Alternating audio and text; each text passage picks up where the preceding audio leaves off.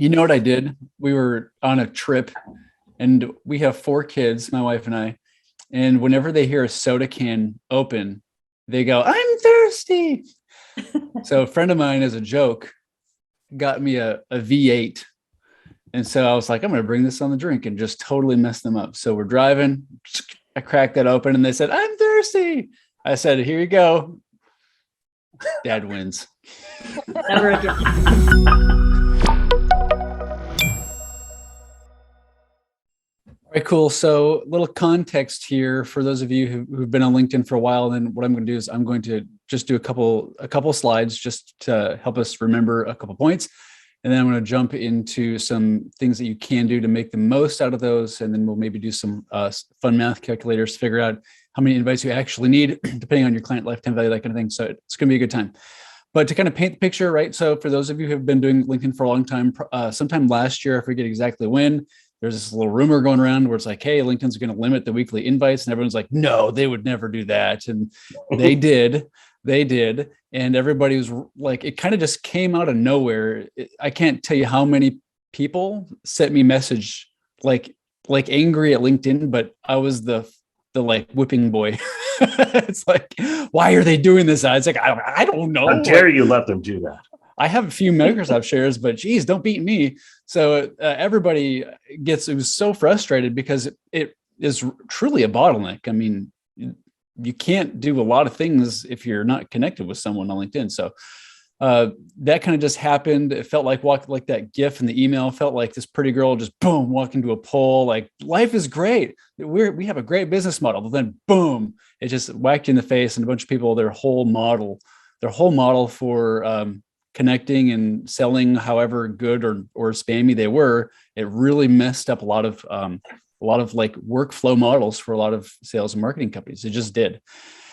And so that happened about a year ago, and we've actually talked about this in the long past, kind of when it first came out. And so we have learned a little bit since then, and we'll share that. So that's kind of the broad picture. It doesn't matter if you're not familiar with what we're talking about. It doesn't matter if you have a free account, a sales nav account, recruiter account. It does not matter. It's for everybody. There is a restriction, and so we'll kind of touch on that. So what I really want you to walk away with today, so that's the context. What I want you to walk away with is, here are like 3 or 4 things that I can do if 100. If I feel like 100 is not enough, here are a few things that I can do to make the most out of that 100. And obviously, like, our company engages in B2B sales. And so I'm going to be approaching this heavily biased that the end goal here is, you want to connect with people that are involved in the buying process at companies that you sell to. Obviously, don't spam people. Obviously, be a good player. That's all just assuming that we're all good players. But that's kind of the angle that we're coming at here. The end goal is going to be sales. And so obviously be relational. So I'm going to share my screen. We'll do a couple slides, and then we'll pop in and do check out a few things. All right. So boom, 100. Are we good? Participants can see my screen. You got it. Sweet. So 100 invites a week. Yes, it's more than enough. I'll be honest. When this first rolled out, I was a little bit worried, because I mean, if you're an agency owner, you have a service agreement signed, and like we had stated in there, like, part invites was how we were doing. This is our service agreement. And so it really just caused a lot of problems, because you can't deliver on what you said, maybe if you committed to doing a certain amount of invites per month or whatever. So, now in retrospect, I kind of shook out, and I'm like, not worried anymore, because it's proven to be absolutely more than enough. And we work with a lot of companies, a lot of countries, a lot of sales initiatives, and the 100 invites a week-ish has proven to not be a problem. So I'll say that confidently. There is maybe an element here, which we'll talk about in a few minutes, on the calculator. If you're selling something that's really cheap, if you're trying to sell something that's $100, maybe 100 invites a week is just not going to be for you, but we'll get there. So this was last year. We kind of talked about that. The weekly limit that we see I've seen it. I've actually seen it with people that are just getting started, less than 100, but it tends to be right now about 100 to 160. And maybe I'd be curious to hear from the panelists when we get to that time, if that's what everybody else is still seeing. So that's kind of what we see, ballpark 100 to 160. Don't have any great insight there on if it's like if there's like a credit system where if you get higher acceptance rates, maybe you get more invites. I don't know. I haven't really figured that out, and I have not read anything that I feel like is convincing. But right now, that's about what it is per week. Some people love this change. They love it because there's just less spam. And I'm like I said in the email, like I'm looking around looking for the rocks to come flying at me because I feel like I'm in this camp. Once that limit hit, I was getting less garbage invites. I don't know. Maybe it was just me. So some people love it because they feel like it brings it when you throttle something and like make it a commodity, people spend it differently, right? And so when you throttle invites, people spend it differently, and it drives the focus on quality. And so I feel like that's been a net gain, but some people love it. Some people hate it for obvious reasons. It can really limit your goals. If you have a timeline and you need to work through a list, it can just really suck for you. And that's bad players and good players alike. You can really hate it. So where I'm at right now is I'm just like, you know what, we got to deal with it. It's LinkedIn's playground. Even if it's free. I mean, maybe you pay to play for targeting and email and stuff, but it's their playground. They can do whatever you want or whatever they want. And we just have to deal with it. So complain just won't get us anywhere. Just deal with it. And this is kind of what we're going to be talking at a categorical level to make 100 invites per week more than enough. So number one is connecting with the right people. So this is more descriptor, and then we'll jump into LinkedIn and kind of workshop a few of these things in a more granular way. So you definitely have to be connecting with the right people. And there are a number of things that go into what's the right person. But you really have to think that through. Get 100 a week, better be the right person. Otherwise, you're going to waste a credit on someone that you never need to talk to anyways. So it really is important before you kind of get started, just as a guiding value, you got to connect with the right people. You've got to have the right people connect with you, right? If you only get 100 invites per week, why don't you just make them invite you to connect? Right? It's like, sweet. And then the third kind of category is your invite acceptance rates have to be high enough. And so what I want to do before we get into really how to bring up the acceptance rates, how to make sure we're connecting with the right people, what I'm going to do is do a quick calculator. So like how many invites do you actually need to turn a profit? So this is just a kind of KPI reporting estimator sheet that we cooked up for some things in the past. But I'm going to say, and we could spend the whole day today on this, but just as a broad overview, because I really want to talk about, like what's your action plan and kind of reverse engineer for weekly invites, that kind of thing. But if your acceptance rate is, let's say 30%, might be much higher, might be much lower, but if you're kind of working through a list and your acceptance rate is say 1 in 3, hopefully it's higher, but let's just set the bar kind of right there for everyone. And if about half the people that connect with you end up talking via messaging, if those are kind of the KPIs that you're working with, and then maybe 5% of your network is ready to buy now and have a sales conversation. So let's say that those are kind of the breakdowns of your actions and the workflow. Then what happens is if you end up sending out 1,000 invites, which would be how many weeks? That's like, so 10 weeks, right? So this is maybe 8 or 10 weeks. You, over the course of, let's say 2 months. So in 2 months, you're going to have 300-ish new connections. Is this big enough when I'm sharing screen? Is that big enough? Should I zoom in? I don't know that I can. Okay.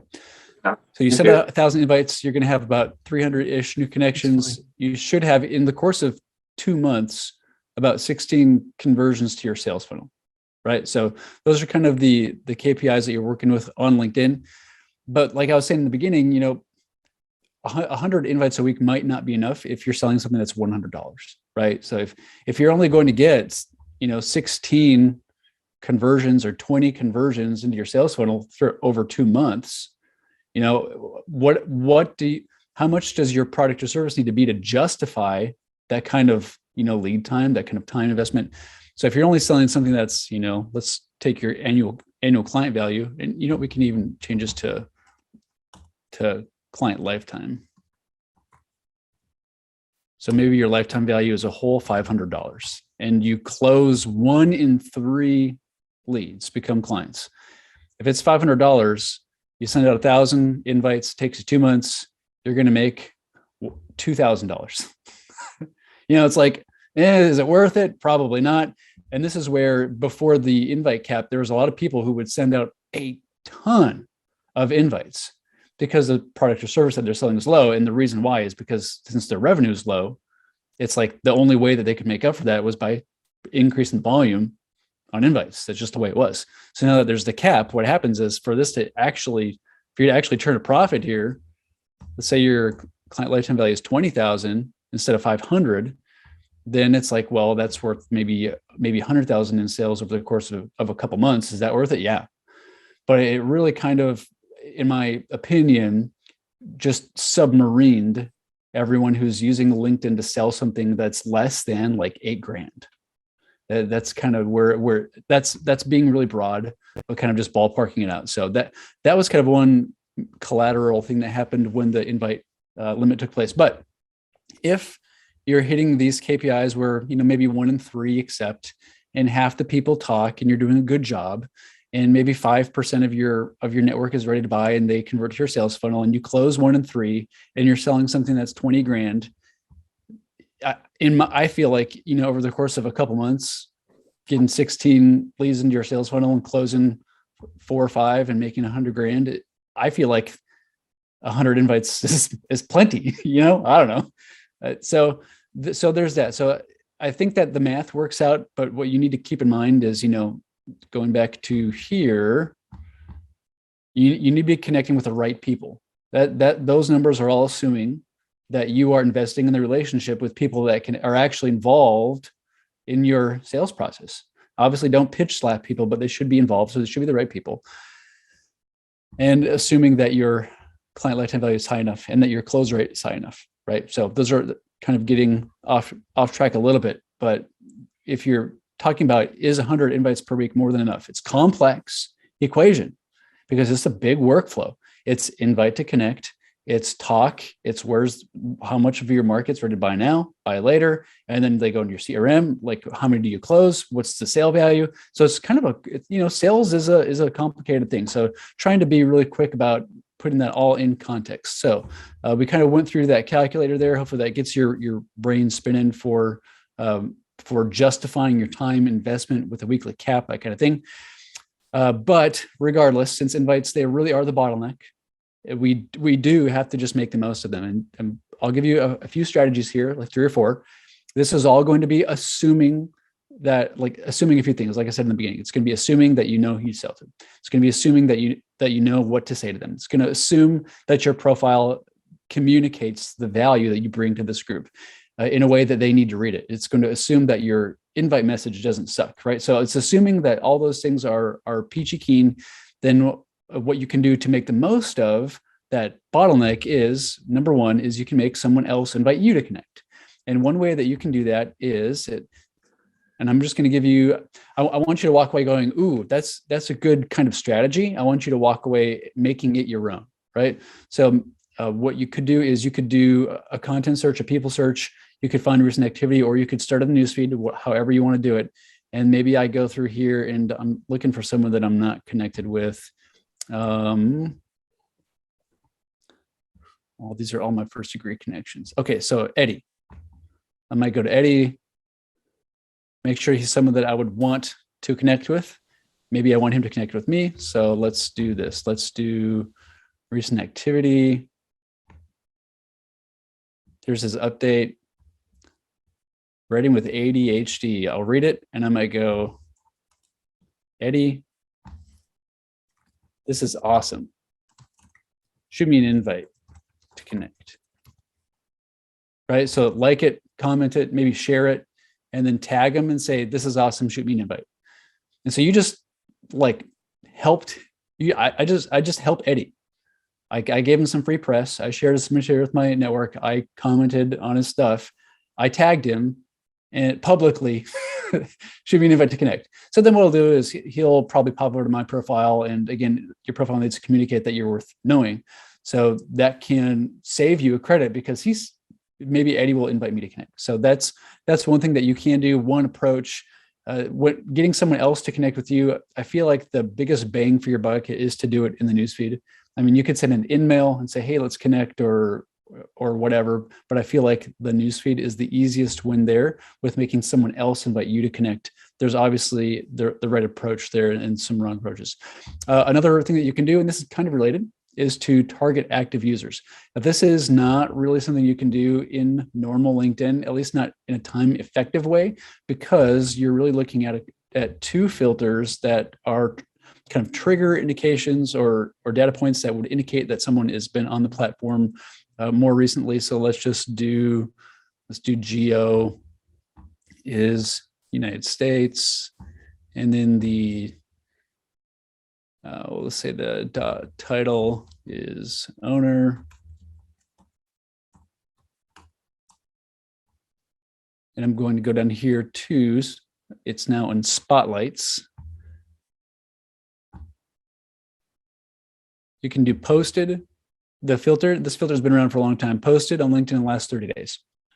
Now, I found this is not 100% accurate because you can go through this list and a lot of times it'll say they're in here, but I'm like, well, they have no recent activity. Come on. So it's not perfect. It's LinkedIn, whatever. But this is a great indication. If they've posted, they've been on the platform, right? So if they've posted, they're probably more active. Some people are just on LinkedIn like once a year. Some people are on once every 6 months.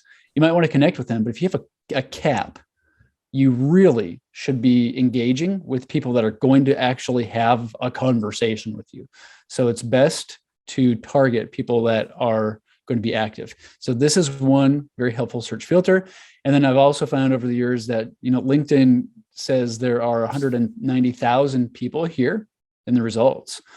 But the farther back you go, even with the filter applied like this, the farther back you go, it feels like the less engaged people are. So I do think that when LinkedIn returns the people search results, part of them doing that ranking is how active they're on the platform. Because I mean, just think about it. Why would they put someone who's on LinkedIn like once a year at the front here? Because it's going to be a bad user experience for everyone. Like if I want to talk to someone, they should be on the platform. So I do think that that's a factor as well. Just the earlier in a big list you are, the better as far as active users. So posted on LinkedIn is one search filter, and then the other is change jobs in the last 90 days. This is a little bit of a mixed bag depending on what your sales initiatives are, what you're selling, what your service is. Sometimes if someone just changed jobs, that's a really good indicator for you, right? It's like maybe them in a new role, that's the perfect time for you to come in. Other times though, if they're just getting a new job, it's bad for you because for whatever reason. So it could be good, could be bad. I'll let you decide for you. But change job in the last 90 days means that they've updated their profile. So they were on the platform, at least within the last 90 days. So that's an easy win for activity indicator. There's also the active status in the news feed, right? So if you go to the news feed, there's a green thing here. You can kind of see who's on and who's off with let's go. So like right now, Angus is on. Don't know for Kitan. Christine's on. So that's helpful, but it's also really just a ton of work because you have to kind of like look at each one and make sure they're the right person to talk to. It's much better if you can do all of your targeting for the people that you want to talk to and then find the most active users. I've found that, especially at the agency level, to be the most effective thing in making the most out of your 160 invites cap per week. So target active users. The third one here is going to be invite by email. Now, there are actually a number of things that you can do here. So let's go to, I'm just going to move my Zoom controls, my network. I'm going to go to contacts.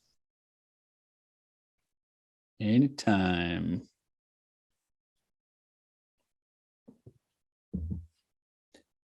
these are my imported contacts. Now you can kind of see here, I'm going to give you just a quick kind of tour, and then we're going to go to add more contacts. So there's saved contacts, Google, because I have my Google contacts synced. And then there's also uploaded contacts, which is a CSV upload.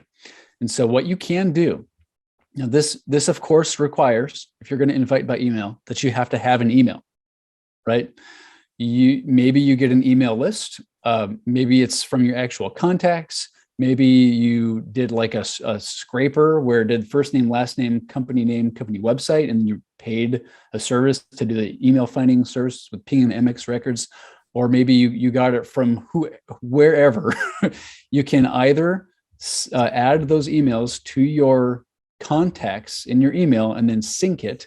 So if I go here to, like it says, what's your email? If I do continue, it's going to have me do an OAuth up here. And then I would say yes. And then it's going to take me to the next screen. Or I can upload a CSV. If you do upload a CSV, it's going to be, just make sure that don't do no headers, no extra rows or columns. It can sometimes be buggy. So just straight one column, no extra rows or columns with the emails, upload it. And then, you know what, should I do that real quick? You want to see what that looks like? I'm going to pause share for a second, just because I'm going to be digging around in my computer. Am I paused? We're short time too, so I want to make sure we get all of our discussion questions in, Isaac. Oh, okay, cool. Yep. Sorry. You know what? I guess here, I just cleared up my temp folder. So I'll let you all play with that. But if you have an email list, you can do as much as you want. The only kind of bug there is when you do the import, once it's more than 100, it glitches out on the interface. So like you have to scroll down, and then once you click check next, it like jumps up.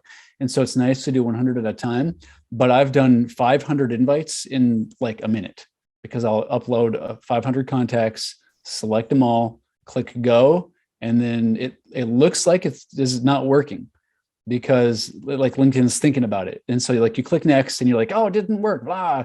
But then when you go to my invite sent, it's like every second, it's like ring, ring, ring, ring, ring, ring, like no. And so, yeah, you can send out hundreds of invites in just a second that way. It's a very helpful way. Again, prerequisite is that you have the email.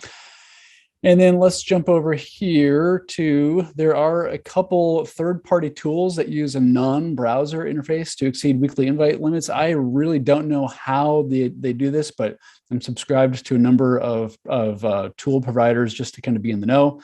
And again, I've not seen how it works with my own eyes, but there's a way, I think, when the little thing pops up to, I don't know if they're doing something in like if they're display nunning in the source code of the page to get rid of that and able to do it. I have no idea, but there are some third-party tools that allow you to go over. I don't know how far over that you can go, but I know it's out there. So that is it. So let's do, for panelist discussion here today, just a couple questions. How do you make the most out of your weekly invites? I'd love to hear how many do you and your clients send, and if you have any hacks that we didn't cover. And I'm going to stop sharing and slow down, and I'll let someone else take the floor. Sorry, I went a little long. I'm going to jump in real quick here. I'm with you, Isaac, on the getting people to extend an invitation to you. And I know that my model is a little bit different. So I'm not sending out 100 a week. I never was that close. But I mean, I will go into the threads of my industry, in this case, lawyers, attorney groups. And it takes a little bit of time, but insert a really thoughtful, valuable comment to attract attention. And usually, if I do that on a daily basis, I'll get 2 to 5 invites. Somebody will be curious, go back to my profile and send me a connection request. So I kind of work it, like you mentioned, encouraging them to send an invite. That works pretty well if you put the time and the thought into contributing somehow to an existing thread. Yeah, absolutely. Absolutely, Vivica. That's a fantastic strategy. I've always found that the engagement is like the surefire 99% way. Little work. And what I've also found is, if you check their activity, even if they don't have posts, the last 30 days, they post last 30 days, like you said, that's very, wishy-washy doesn't really work all that well.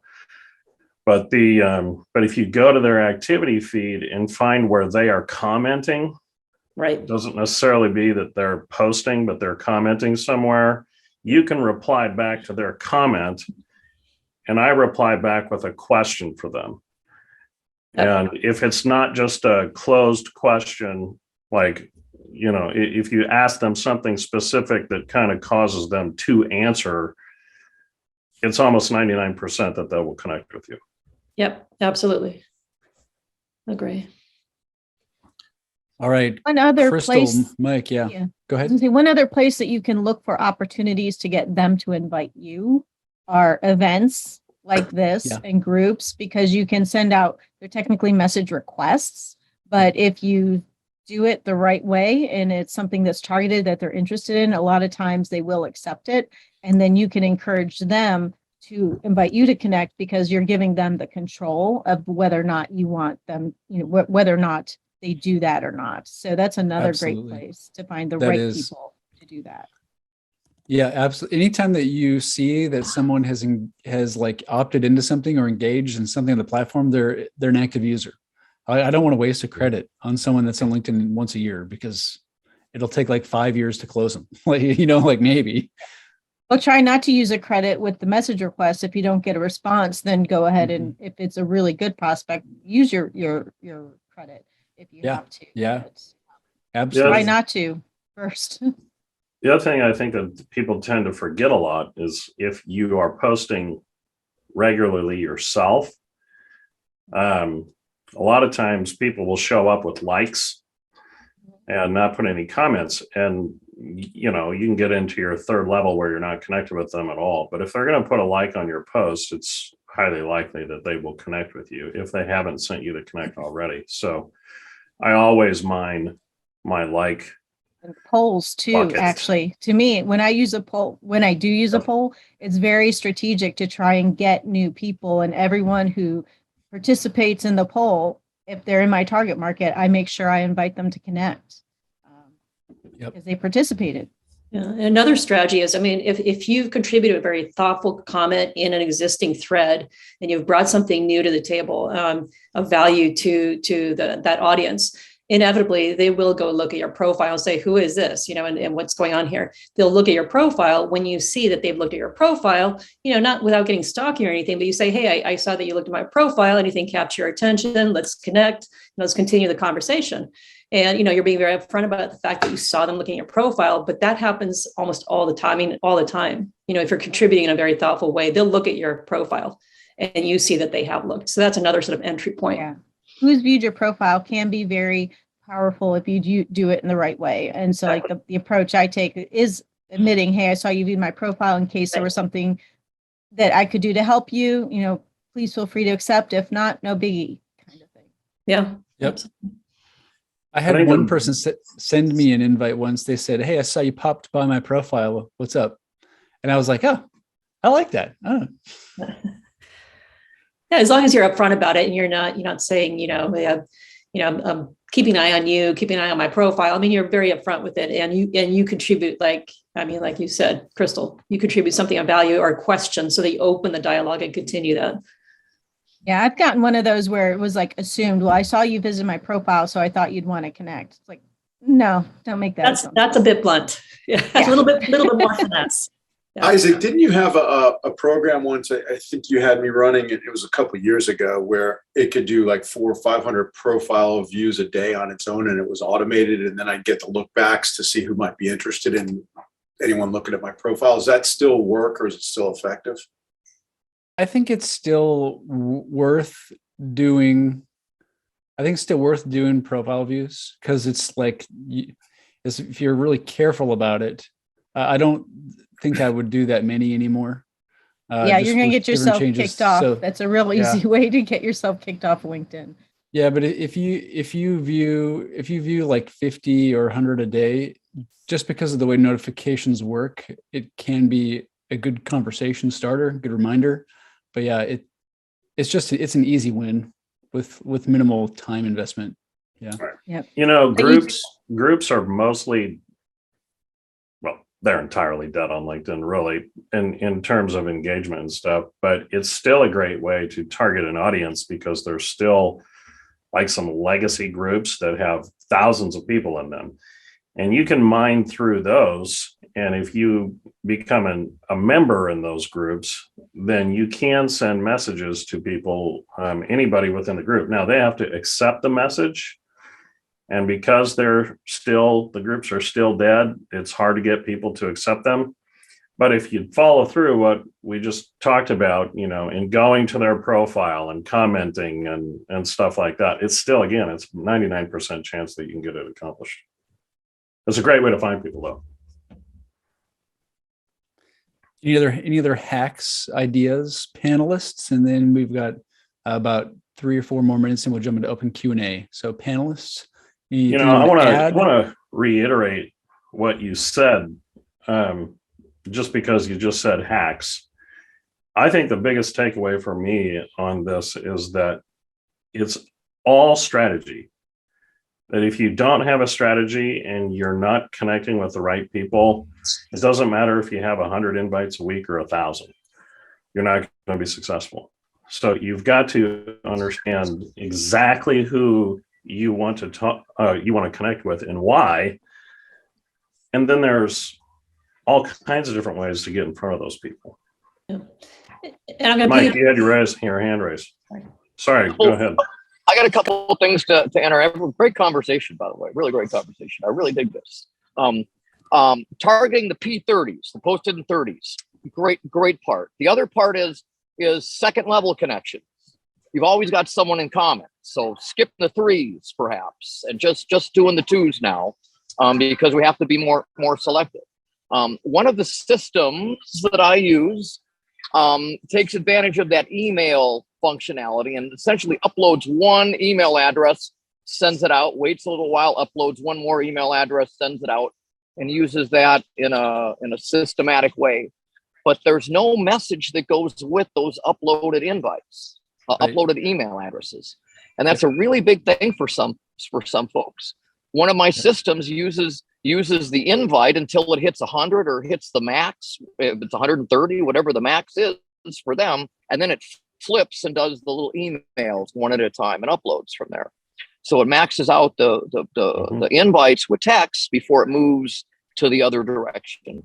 So just really quick, Mike, on the 2s, hitting up the 2s within your system. Just, be careful not relying on just being that second degree. You have somebody that's sort of an intermediary for that connection, that relationship. I mean, people see through that when you say, "Hey, I see we're connected to so-and-so that you meet." I don't ever mention a person's name.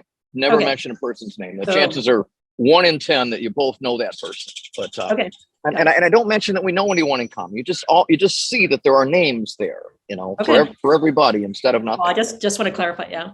Great point. On the same page. Excellent. Should we move into open group discussion? Ready for that? Go ahead. I've got a few questions lined up in the chat window for the team. So Bez asked 100 invites a week. When does it reset? I believe Sunday, right?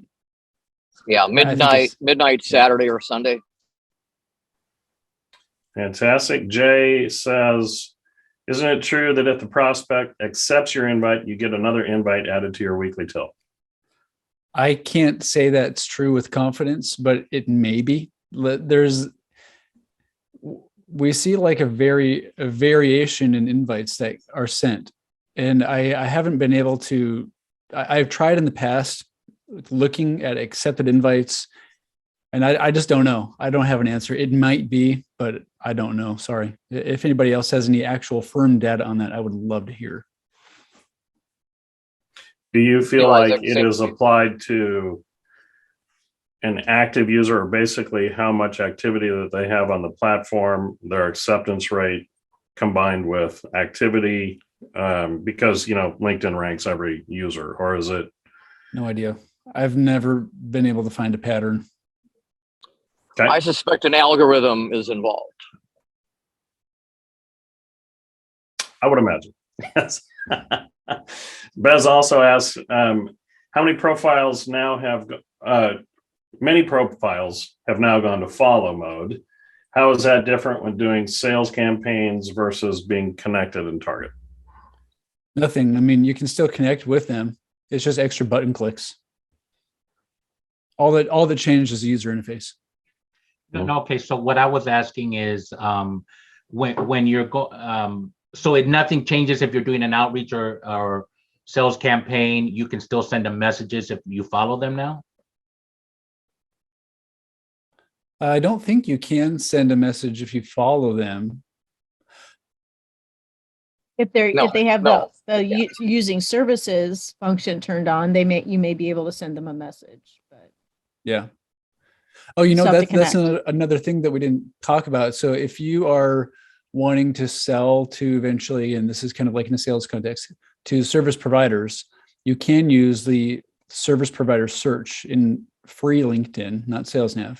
And then to have service provider enabled, I believe you have to have like the send an email for free. So everybody that has that enabled should have the ability to be contacted for free. Now you got to treat that carefully because they're expecting like an RFP, not like you're selling them something. So you could ruffle some feathers. So maybe approach it delicately, but that's one way to make more of the cap there as well.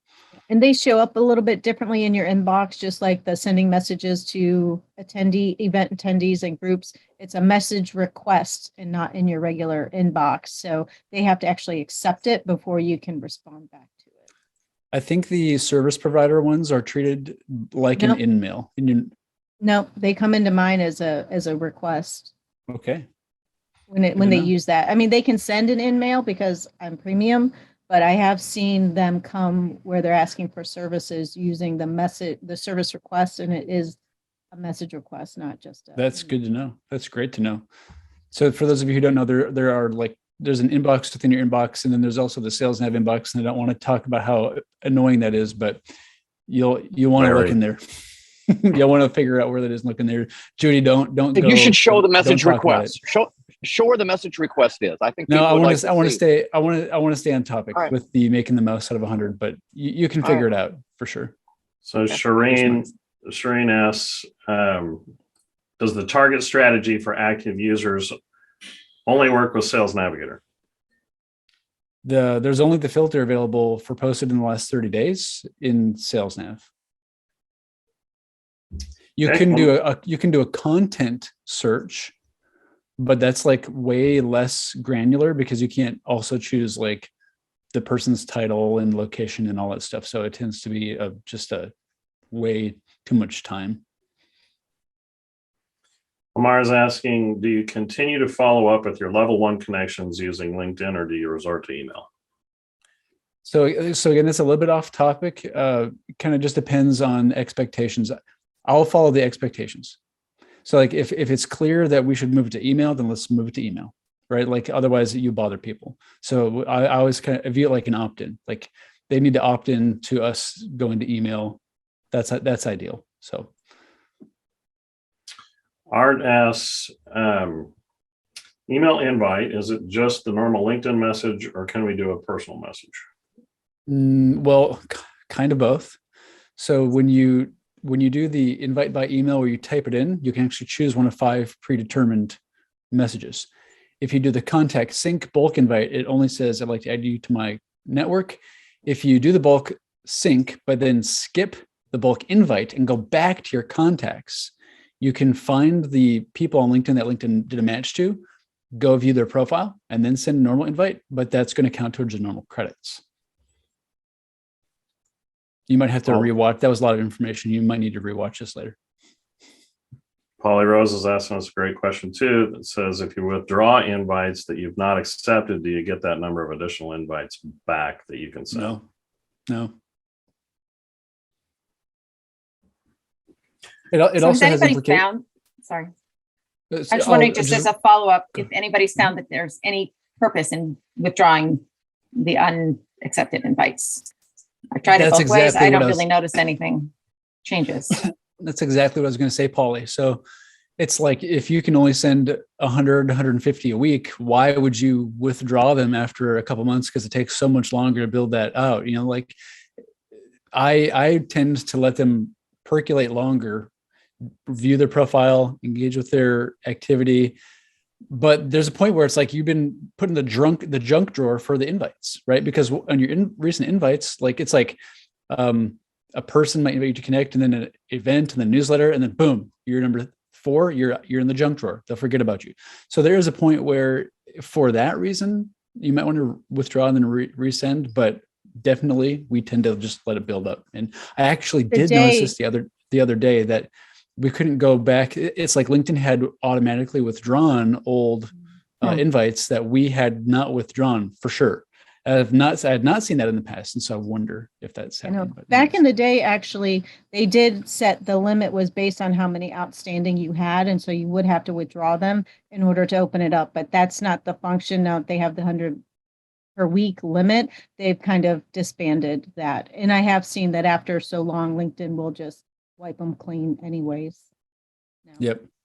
Yep, that's right. Because it used to be like your invite failed to send and you're like, oh my gosh, what did I do? Am I in trouble? And then they don't tell you that you maxed out your pending invites. And then, you go and clear them out. And then the next day you can start sending again. Yep. Well, I think for a while there too, a lot of people would say that if you have invites that are more than like a month or 2 old, that it negatively impacts your account. Any thoughts on that?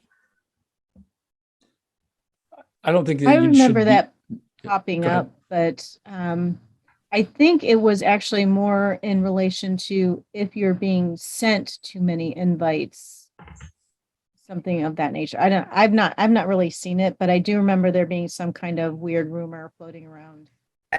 I just have a question on that because I think that's important, if I could, because not that I have the answer, but I let people that want to connect with me sit out there because, one, I just don't have time to go through all of them and look at their profile and see, if there's somebody I want to accept their connection request, but I don't want it impacting my LinkedIn profile. So do I need to do a cleanup? Either say yes or no quickly?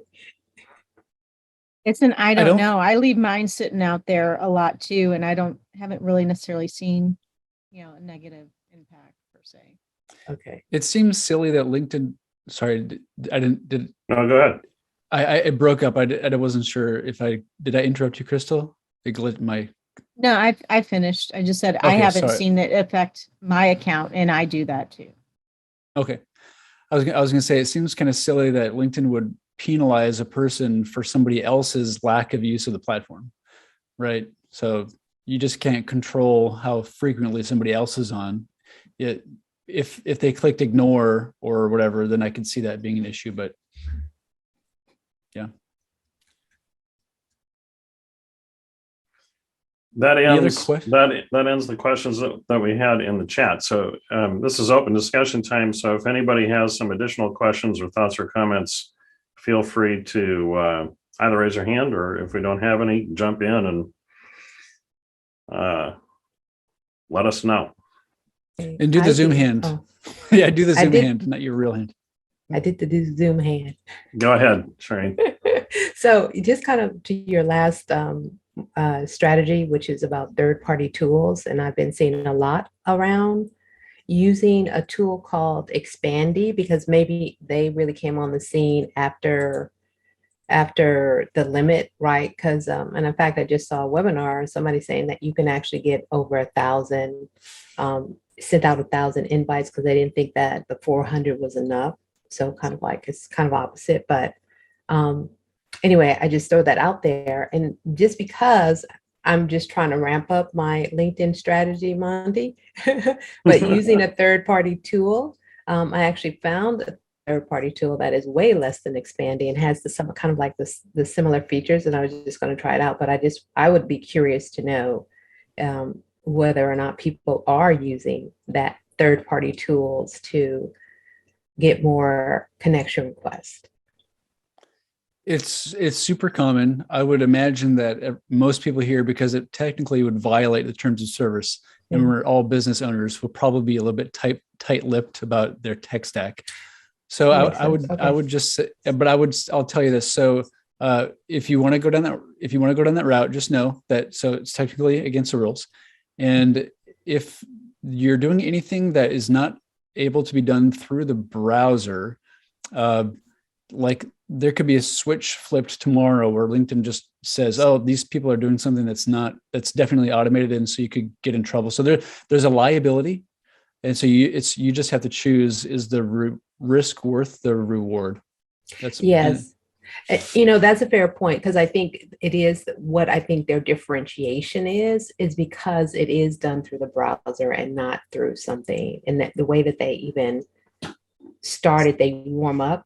So it's not just a full on 100 people, you can sending out 100 connection requests. So it's a warm up period that allows you to warm up. Like I said, I just got the tool and just started testing it out. But my strategy right now is to work with my first level connections and then do something with them, right? Kind of warm, maybe reach out and do some kind of campaign with them, and then move on to a second or third, and then to an invitation kind of connection request. Just be careful though, that there is what's called a bad actor algorithm that's actually tracking every single step that you take, and based on the patterns that they see between someone who is authentically and organically using the platform versus those who have shown that they are using automation tools, you can get your account shut down. You really can. It's gotten really good at detecting that, because there's a lot of AI behind it too. Yeah. And, I think that brings up a great point, just real quickly, because I think that what I would just call it's an integrated strategy, right? Like it has to be things that are organic, but then sometimes I just have to use a tool because I don't have the time always to do things organically, manually. So I'm just thinking like overall, like how do we weave some of those things in? So there's safe ways, pseudo safe ways to use automation, and very unsafe ways to use automation. You've gotten a lot of good caution. I would say don't use it. Actually, I would strongly suggest you don't. I would also say that if you need 1,000 a week, you have the wrong strategy, right? Because if you walked into a networking event with 1,000 people, you couldn't talk to them all anyway, right? I mean, you're gonna be going to a live networking event, and you're gonna be selecting and choosing specific people that you want to go up and try to introduce yourself, get them talking, and actually have a legit conversation. Just the fact that they are there doesn't mean that they're clients, or that they're all going to be clients at once, right? So, a lot of companies and a lot of people, because B2B is relationship driven, most companies, if you dropped 100 people on their lap today, they would not be able to take care of those people, right? So I think when you look at your strategy for LinkedIn, this is just me talking now, that really assess, okay, what can my business handle, and how should I really strategize going after those number of people that will benefit from what I have to offer. And don't be so focused on what we would call gimmicks and those carrots that are out there, connect with 1,000. You don't need that. You don't need that many. So just be really tight on your focus and your strategy, and I think 100 will be well within what you need. I want to applaud you on that one, Monty, because I do think people miss the point of capacity versus availability, right? You don't have the capacity to handle all of those. And I just think this is a great conversation too, because I think what I've been seeing out there, and I don't know if anybody else has been seeing this, but they are trying to get, like, you need to get 1,000 connections in order to get your lead number and all that. And I'm just like, man, I don't need all that. Yeah. So, well, and they're a software utility, so they want your money, but. Yeah, but tools like a text expander and getting really good with your keyboard shortcuts are the best way to really cut down time.